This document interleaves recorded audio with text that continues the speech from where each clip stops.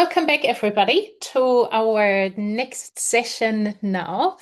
I'm very excited that we have a block of two sessions that focus on work integrated learning and also workforce development and the use of portfolios in it. Because while, of course, ABLE is primarily looking at portfolios in higher education, we do want to see how we can, of course, prepare students for their careers and then also hopefully them becoming the reflective practitioners and carrying skills that they have learned at university or other institutions of higher education or further education into their workplace, and also continue using portfolios because they're really, really great. And so we have two sessions coming up. The first one is with Gerry Hanley from California State University, Long Beach, and SkillsCommons. He's going to have a workshop on scaling workforce development innovations with ePortfolios. And here on the screen, you had seen our session guidelines. So we do hope you keep them in mind because this is a workshop and we do want to make sure that everybody engages in it as well. So over to you, Gerry. Thank you so much, Christina, and greatly appreciate the opportunity to participate with the ABLE community. The guidelines there is we're here to learn, and me as a presenter, I always learn from all the people who are gathered here. So just want to thank you very much for that. And let me just share my screen and get going here with here we go. And let me do this. There we go. All right. So scaling workforce development innovations, right? And so what I mean by that is really how does the innovation that might be developed by one person really get adopted across other people and other organizations, and other circumstances, so that the investment that goes into all the creativity to think through and try things out actually can produce benefits down the road, that there is a return in investment from all that, rather than recreating things over and over and over again. And those who've been in higher education for a while probably has seen a lot of reinventing. So just starting off, just to always remember about kind of essential features of ePortfolios, about a story from an individual perspective. And one of the things I'll just say, that individual perspective may not be an individual person, but it could be an individual organization, community, large scale, estate, or anything along those lines. So having that story, creating that kind of personalized to whoever is telling that story is important. And Christina, you talked about the importance of reflection as a learning process and how we capture the metacognitive skills and knowledge about what I'm learning in this process and how it's structured and organized. And I'm going to talk about these things, and I'll just say an enabling decision making, how the capturing of kind of these stories can really enable someone to say, is this something that I would like to try out, reuse, or remix in my particular situation? And these stories can occur at many levels, right? And we've often talked about how students telling their story of their learning and their mastery, that could enable someone in a workplace environment to say, I think I would like to hire this person because now I have a better understanding of what their capabilities are that align with our needs. Faculty need to tell their stories about how they're teaching. And when we're looking at a variety of innovations, when COVID hit and we had to move online, everyone's struggling with what's working and what's not working. And how does some of those innovations, if we can streamline that propagation process, could be very helpful.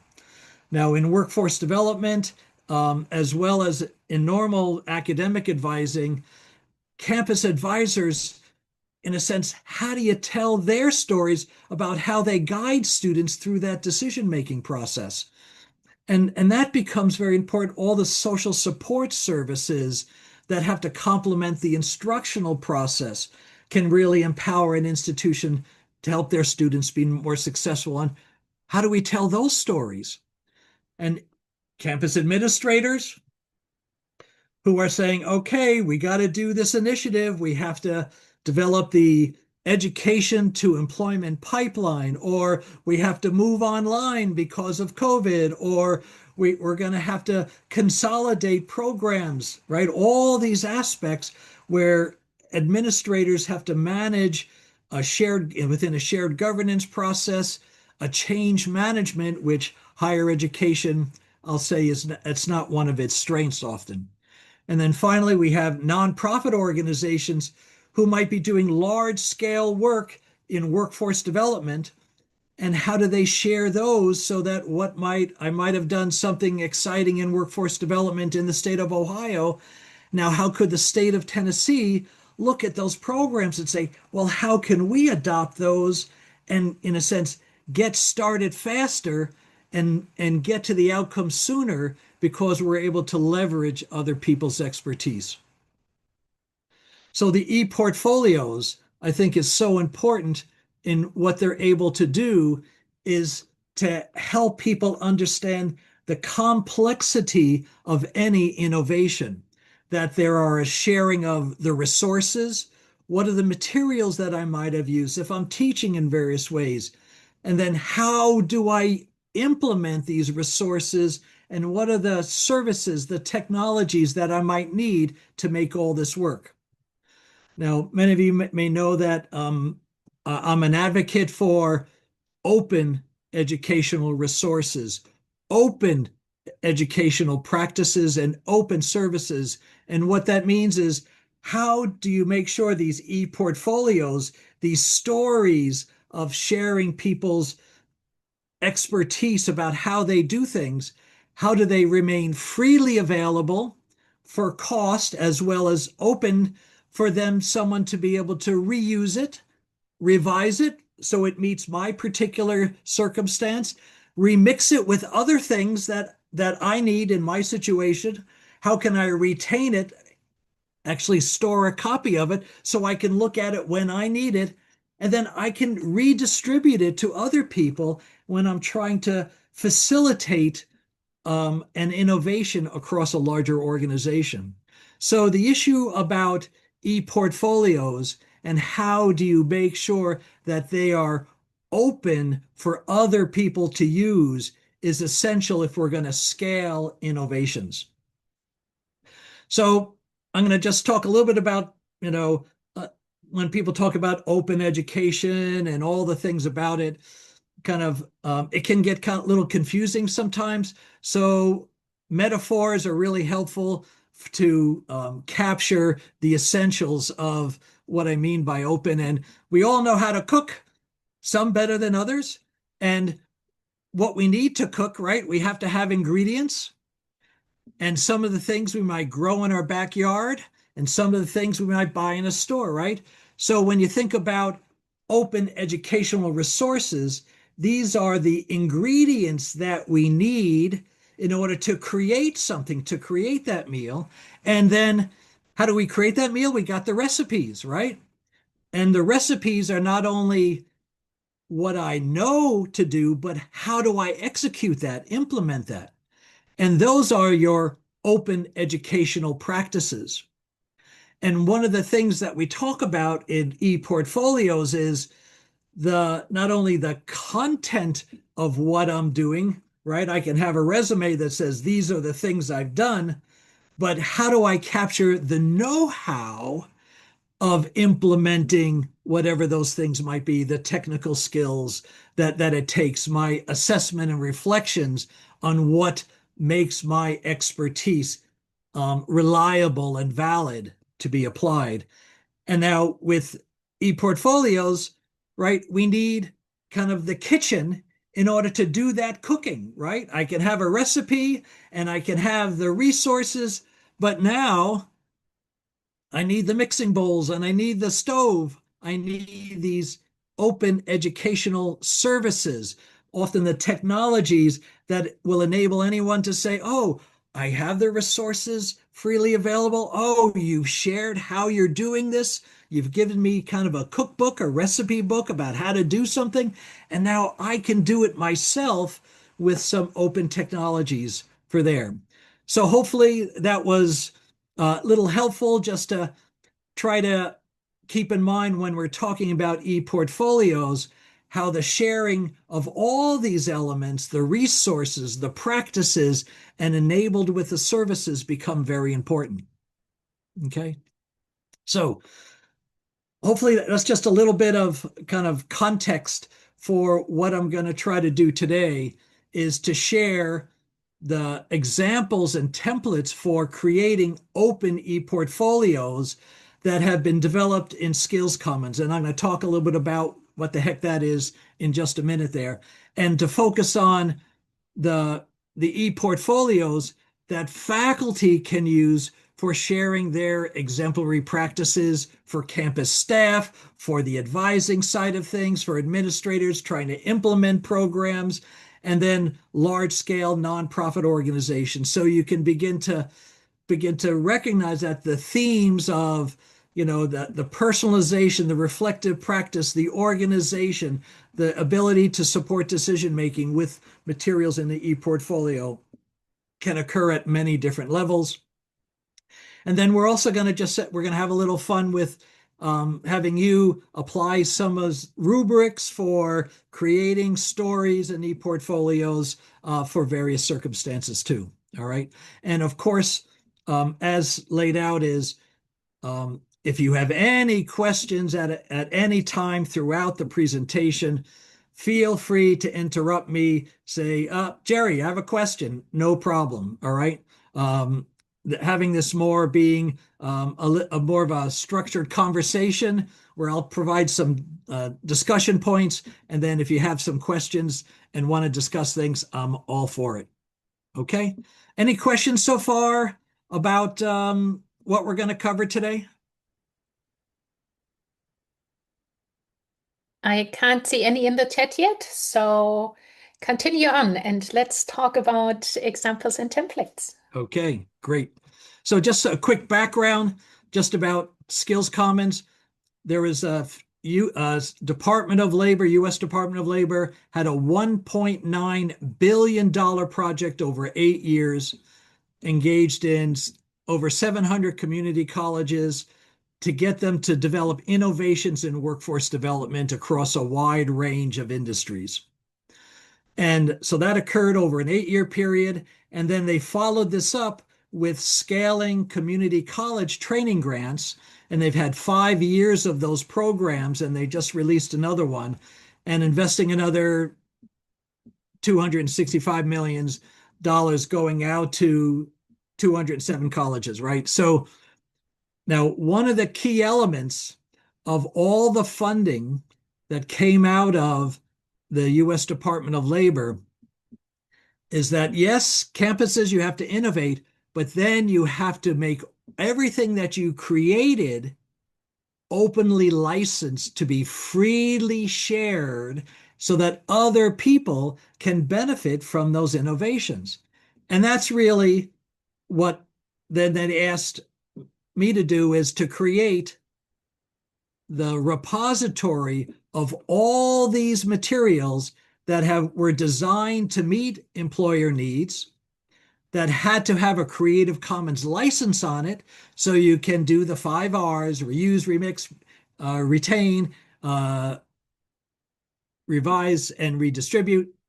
They were all evaluated by subject matter experts, and then they were uploaded into SkillsCommons, right? So that's the resource that we had here. And if you ever want to go look at it, skillscommons.org, this is what you look at. You can type in anything in the box there, nursing, advanced manufacturing, and you can get downloadable materials for you to find and reuse and remix the way however you want. So that's just a little quick, hopefully, background about the scope of the SkillsCommons project. Has been long-term, and it has been higher education has been financed pretty well to do these innovations. And now the question is, once you do them, and we've all been in higher education, when the funding runs out, often all those innovations disappear. So by creating a library, by creating these open educational resources, then you have a chance to practice using these things so other people can use it after the money's gone. All right. So what we're going to look at here is strategies for using ePortfolios and open educational practices, the designing and redesigning the teacher, the staff, etc., along these lines. So now we're going to go to, and this is just a website that has over 1,000 ePortfolios of all different types. And now we're going to play a little bit, kind of show you some of these things, and then move to some of these templates. So this is the website OEP, openeducationalpractices.merlot.org. And we have topic areas for different types of ePortfolios. And the first one I just want to show you, and this will get us ready for our first exercise, is that one of the things about how do you capture the recipes, right? How do you capture the practices of how do you do something? E-portfolios are just a wonderful mechanism to capture that practice and share that with others.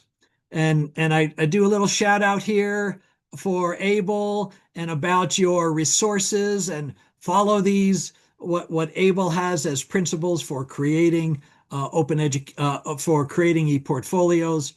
And Merlot has, you can find examples of e-portfolios for careers and learning centered, teaching centered, and they're all links. You can all find that stuff here. And the templates and the practices, what I'm going to show you here is, one is we have a tool, we call it Merlot Content Builder, and I'll show you examples of that. And then we also have some work that we did around storytelling. And one of the things, what's really important is that there really are methodologies for storytelling. And what we created here is a rubric for people to, when we're looking at how do I tell a story within my an e-portfolio, and we create a little rubric about how you can evaluate if your story within your e-portfolio is really capturing as a powerful message that you're trying to communicate. And again, this is complete. This is all available. You can see there's a CC BY license on it. All you have to do, you can reuse, revise, remix, retain, redistribute this, and all you need to do is attribute it back to the SkillsCommons team there. All right. So part of what creating an effective story within the ePortfolio is, how do you make sure you define that character and the plot as it moves forward? And I have some of this summarized on a slide that we'll do this exercise with. But hopefully, when we think about, and Suzanne, you had said you got lots of questions about ePortfolios. And some of the things I would say, some of these guidelines that we developed both within SkillsCommons and the work we've been doing in ePortfolios, but the storytelling network also was essential in contributing. How do you make sure you have these effective stories that administrators often will want to use as marketing collateral to share how great they're doing, but they're also very important to help get someone to say, boy, this sounds really powerful.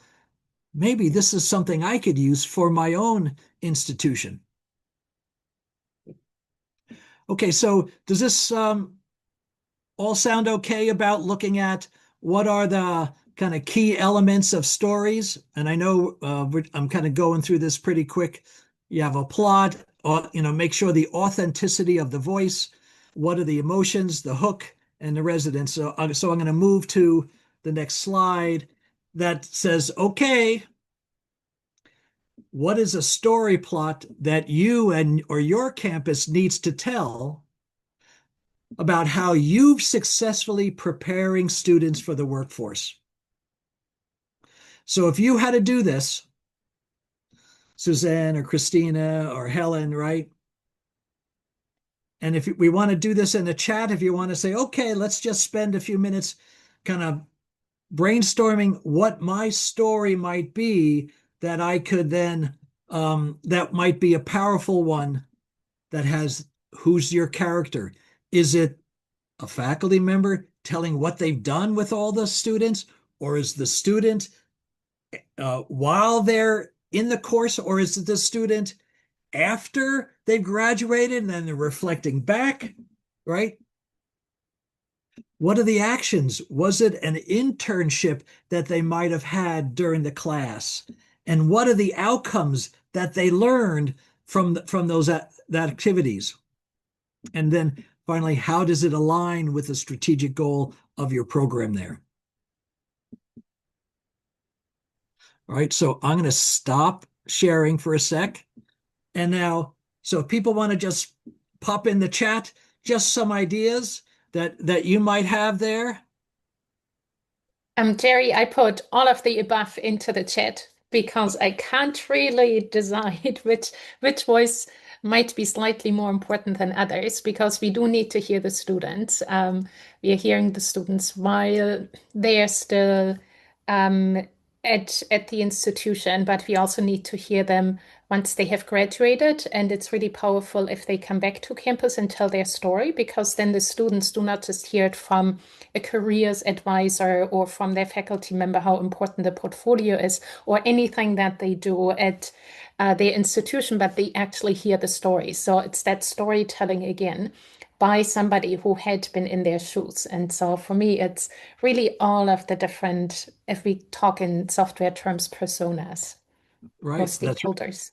And here you can also say, what about the employers when they've hired those people, right? And so this is where you can have multiple personas, right? Multiple stories that then create this collection that can be a powerful presentation of how the innovation serves multiple people. But each one, the student story is going to be an important one, but so are also the employers, right? And there's just, you've probably heard some of this data around, and I probably won't get the numbers exactly right, but when provosts have been interviewed or surveyed about how well they're preparing their students for the workplace, 80% say, yeah, we're doing like 80% of the job, we're doing a good job, right?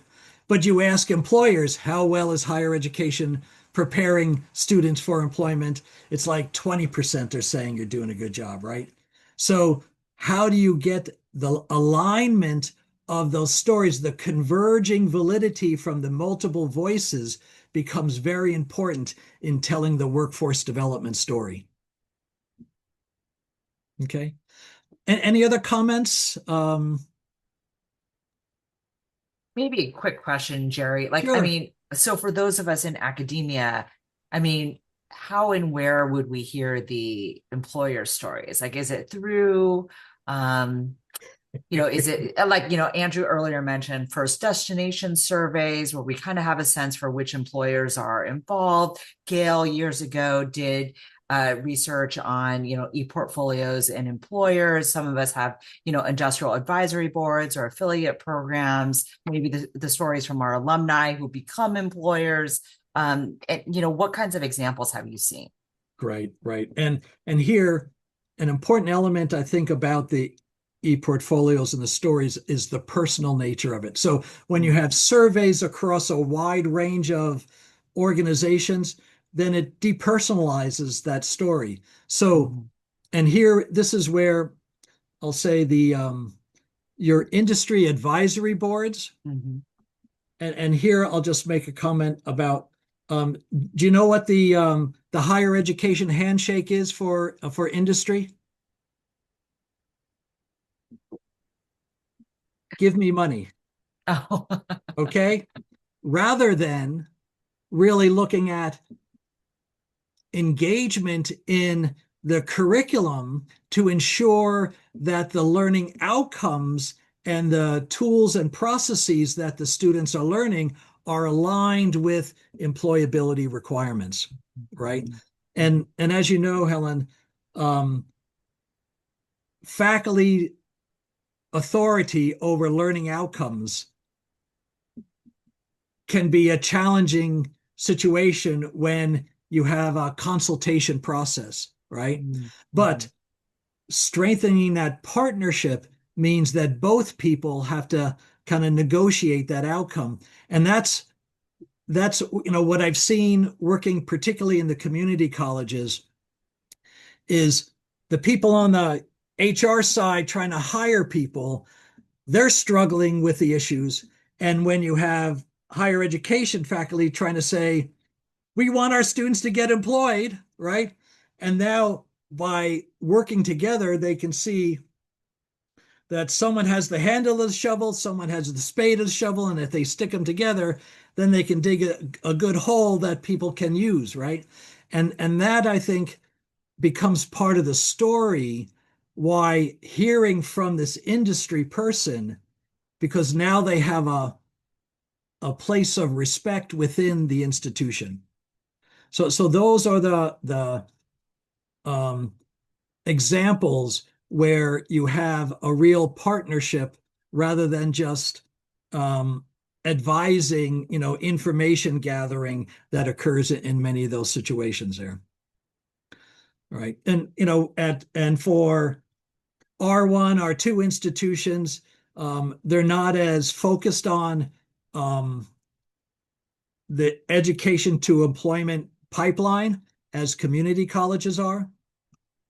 But I think the skill levels required in industry and advanced manufacturing now require advanced degrees, right?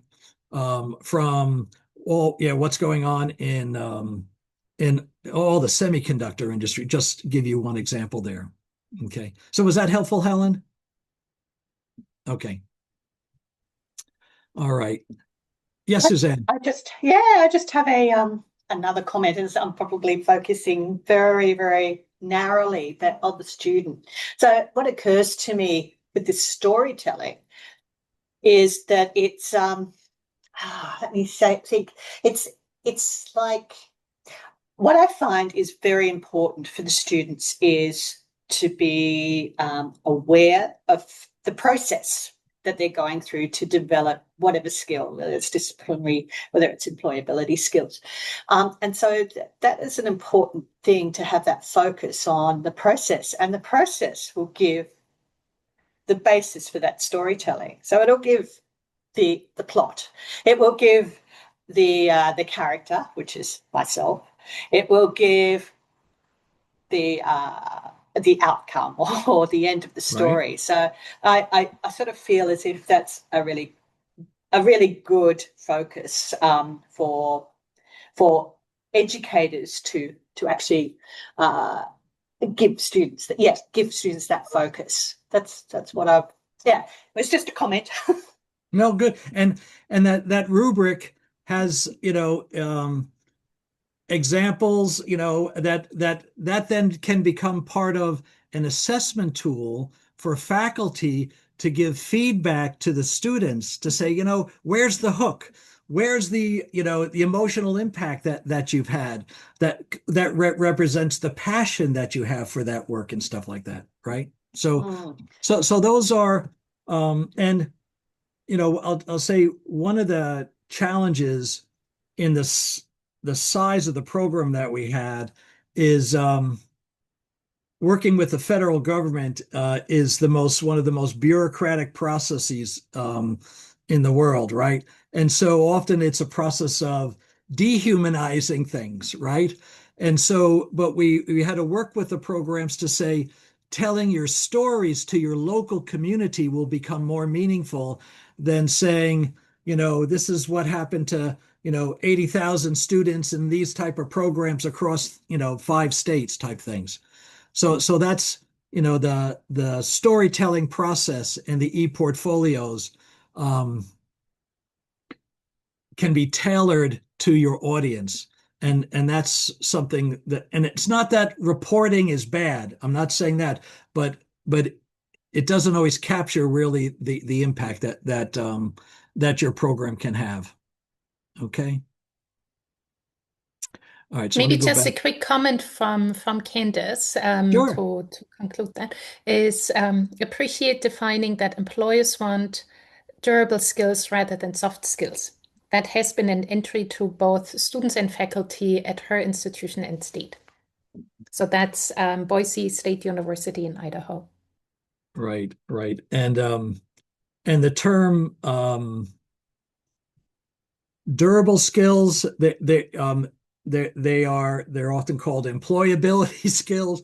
All these things about, I'll say, in the cooking example, you can have these list of accomplishments or resources, but who is the person? What's the skills that they have in order to execute these activities? And that's the, those are the things to try to capture. And I think Suzanne was talking about, the process that they have to go through to, cook whatever their meal is. And it could be whether it's in manufacturing or healthcare, whatever it might be, that becomes, the series of tasks and how they execute them becomes important.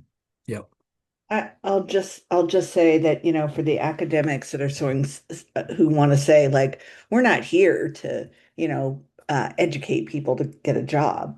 Um, the term durable skills, they've been able to sort of embrace and see as their job to help Right, educate right. that. So it's been very helpful language.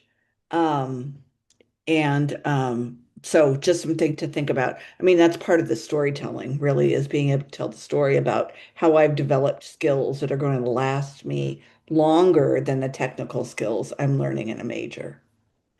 Yes. So, right. And isn't that what we've been doing with general education? Yep. Okay. So, right. But And that's being clear, but I do think there's more of a focus, at least there has yeah. been for us, Yes. of helping students realize that they're doing that, not Correct. just they're learning resilience when they take a math course. That's hard. They're actually learning the process of That's right. resilience, and they can tell the story of resilience in their ePortfolio. Correct. Yep. Excellent points, everyone. Excellent. All right. Let me get okay. So hopefully th this has been helpful. And now what I'm gonna show you here is I've been doing some work with the Ohio Association for Community Colleges. Um, there are 23 community colleges, and as many community colleges across the U.S., they need to enroll more students, retain them, and graduate more students.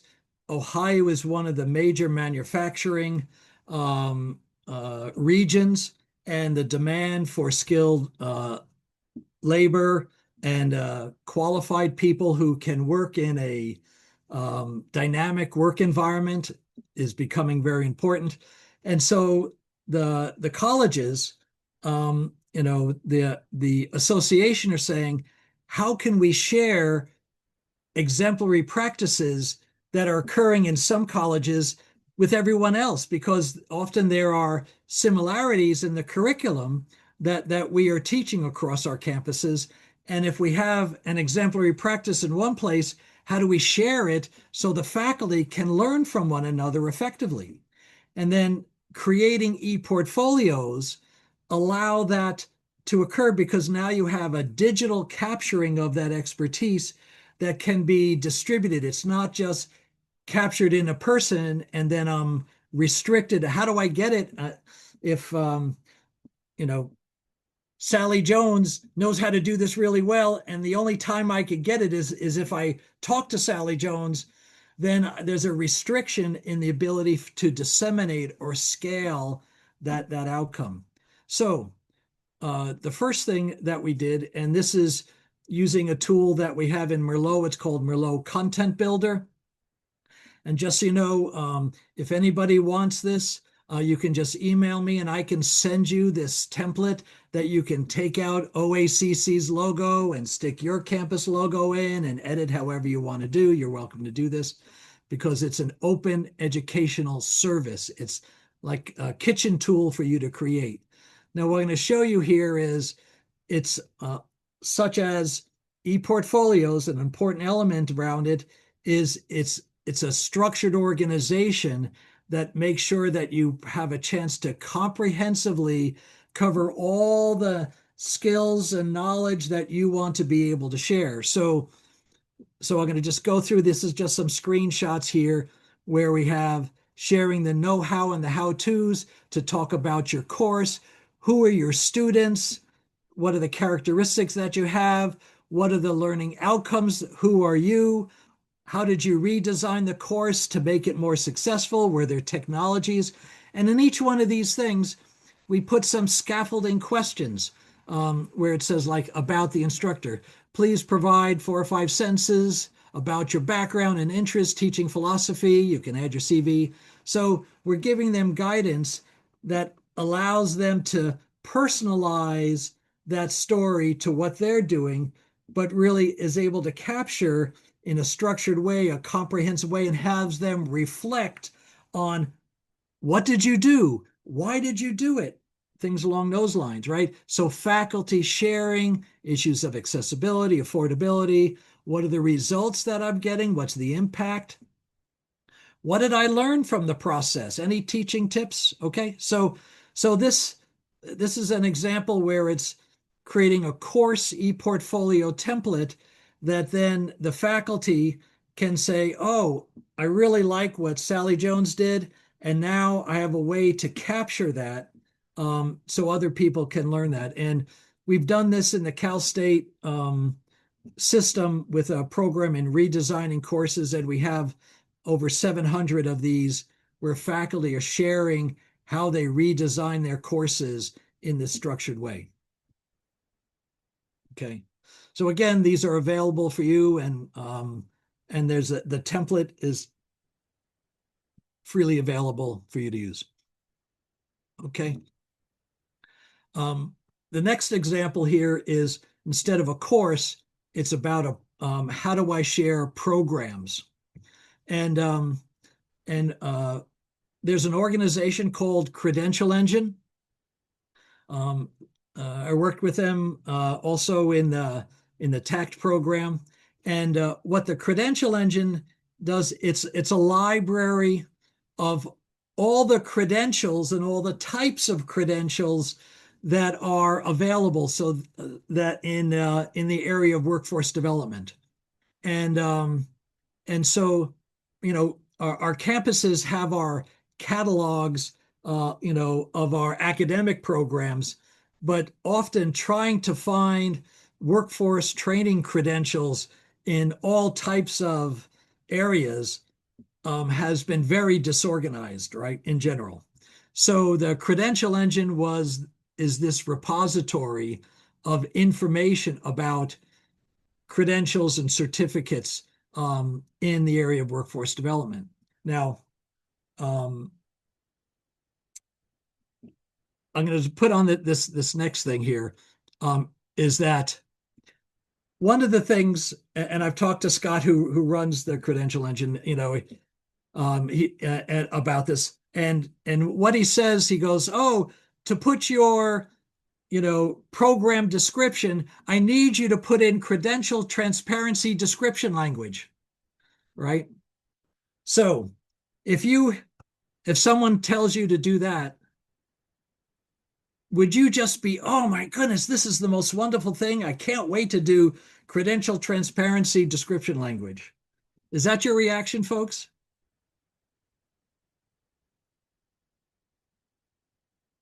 Anybody?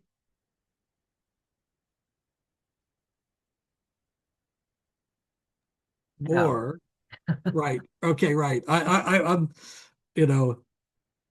or what about if you structured all that within an ePortfolio, right? So what I did for the OACC again is everything that's, you see CTDL that is the metadata or the credential transparency description language, but now it's organized within a way that someone can tell their story about their program. So I can start off by saying, well, what's my name, right? Where's my address? I mean, these are things that you can give this overview, and then you can say, okay, what's the focus of it? And give, again, the structured nature of an e-portfolio, the way it organizes it, and provide, the guidance, scaffolding questions for people to complete their descriptions of their program. What's the format of the program? Your NAICS code, your SOC code, these are all descriptions, standard industry descriptions of those programs, and about your students, about the cost of the programs. All right, so basically what I did is I took all the CTDL requirements that are things that librarians know how to put in metadata and cataloging, and then put it in a template for an e-portfolio that then makes it easy for someone, a faculty member in particular, to write a description about their program that then allows in a sense, the migration of all that content into a database that manages all that metadata. Okay.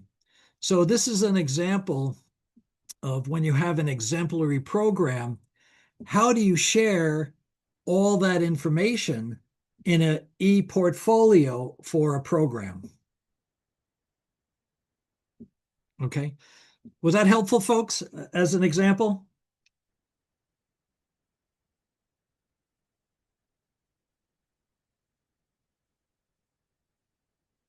Anybody? Yes, it was very helpful. And I'm just speaking for those of us on the East Coast. It's getting late here, so we're tired and quiet, and we're sorry. Okay. No problem. No problem. I'm really All sorry. right. All right. No problem. I'll try to be a little more exciting then. Okay. No, you're very exciting. Okay. All Don't right. get me wrong. No, it's okay. And here, what I've loved always about the AAEEBL symposiums is we're here for each other, and so that's what I want to make sure what I'm doing could help you in the future. And everyone, you could always email. You want any of this stuff when you're more awake, you're always welcome to contact me. All right. The next one is about employer engagement. All right. And that's, my comment with Helen around how do you develop real partnerships with employers. And so in our website, we have a whole section about employer engagement. And one of the things we did is we did a survey. I'll call it a little competition to say what are the outstanding strategies that different institutions implemented these cooperative agreements. And so now this is back at the oep.merlot.org, and this is in the career and technical education area. So what we have here, so these are some e-portfolios that are they're little different. They're not as text heavy in various ways, because these are about administrators telling their stories about what they had to deal with. And I'm just going to show you an example of one or two real quick.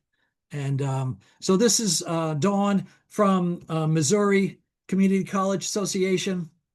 In the state of Missouri, we had, for the first time ever, an all-time high of non-credit student enrollment in every one of our community colleges. Only 100,000 adult learners enrolled in credit degree seeking, but we had 125,000 adult learners enrolled in quick job training, workforce development programs of study. It told me and a few other leaders around the state is, where's the data behind this? And what's our return on investment with those workforce programs, which are continuously always underfunded because they're not the priority, the traditional priority programs of study. So we needed to create a. So just want to give you a little flavor. So this is an e-portfolio of an administrator, and we recorded them and we gave them a structure to talk about what's the challenge, what's the circumstances that you had to deal with, and then what was the solution strategy that you went up, and how did you partner with the different regional businesses and organizations to come up with the solution. Okay. Now, and I'm showing this as telling the story. Again, you have Dawn here, and we have other ones here. So, right, Fred, and then we have Bernie, right, telling stories about from their perspective, and within 5 minutes, kind of capture the challenges. And a lot of these challenges that you have, what Dawn has have or Bernie has had, or and I'll say one, Kay in Montana, developing healthcare services and apprenticeship programs in rural environments is an issue for many, many institutions. And by hearing Kay talk about how you're doing, and then again, part of an e-portfolio is often that you have it kind of able to bring in additional information. It's not all in the portfolio, but I can go find a toolkit and find all the instructional materials all available in this environment here. So again, another example of how someone can tell a story and how that e-portfolio can be captured again on a website, so that whenever someone is now, whatever day, they don't have to find Kay and figure out how it's done. We've captured kind of their practices, their resources, in order for them, so you can then share those exemplary practices. Okay, so we have this one about aligning with workforce development programs. Another one that we have here is with advising. So again, I just wanted to, give you an example here. So Kristen, this is in New Mexico. Just again, give you a feel. So we try to set up a structure. I do think that the Cabinet Secretary, Selena Bussey, and her staff had the vision of the importance of aligning the workforce system with the higher education system to more effectively meet the employment demands and the workforce demands in New Mexico. It was a collaborative effort, deciding to write the job development career coach component into the TACT grant. And that collaboration really took place with the Department of Workforce Solutions, which is the... So in this one here, I'll just say, one of the things that Kristen said, I'll just say about the vision and then the collaboration. So here you're quickly communicating an approach about how do you then design and implement a program to help the career development coaches integrate with your academic programs. So just wanted to give you a little flavor again, some examples, and these are all available for you to go look at, explore, and reuse, revise, remix, retain, and redistribute however you would like. Okay. So, and again, we have a bunch of these here. All right, let's just go back to, let me just see. Okay, I think.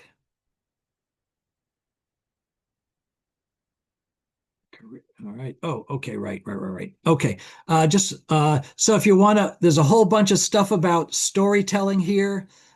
Just so you know, on this page here, this is where some examples of this is the Community College of Rhode Island. This is Storing accelerated pathways at CCRI. This is an animation. 4. Since 1964, when the Community College of Rhode Island, CCRI, opened its doors, various accelerated pathways for recognized... Okay, so what I'm trying to, the issue of the multimodal nature of ePortfolios, video, right? You have text and you have images and you have animations. And the last thing I'm going to show you on this page about, we also interviewed presidents.